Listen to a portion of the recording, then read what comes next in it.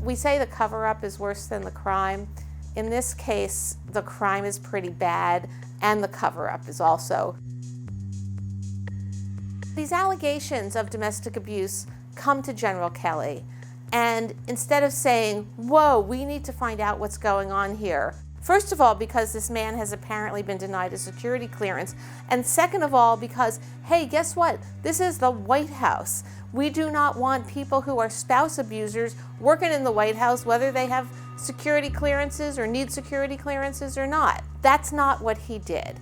Then General Kelly issued this remarkable and appalling statement describing Rob Porter as a man of true integrity and honor. A man of true integrity and honor. Go look at the photographs, the horrifying photographs of Rob Porter's first wife and the bruise under her eye. General Kelly, 13 hours, by the way, after that photograph came out, changed his assessment of Rob Porter, sort of, and announced that he was shocked. If he was shocked by the photograph, that's only because he didn't go check it out, because she had given that photograph to the FBI, not this January, but last January. We hear a really disturbing report of John Kelly not trying to clean up after the president's messes, but trying to clean up after a mess he created himself. And according to the reporting, instructing the White House staff to basically tell a false story about how and when and how quickly he decided that Rob Porter needed to go. General Kelly was brought in to be the adult in the room, and that's a pretty hard job, and he didn't have a lot of other adults there with him.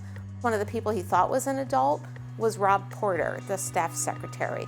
And so it's understandable if allegations came up against Rob Porter, understandable in one sense, that General Kelly would be desperate to keep him on. I feel a little bit sorry for President Trump.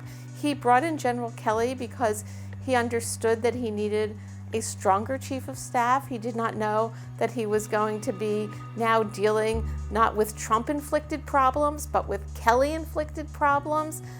He has a very unpleasant choice ahead of him, because who in the world is he going to get who is capable of and willing to serve in this horrible, thankless job of chief of staff?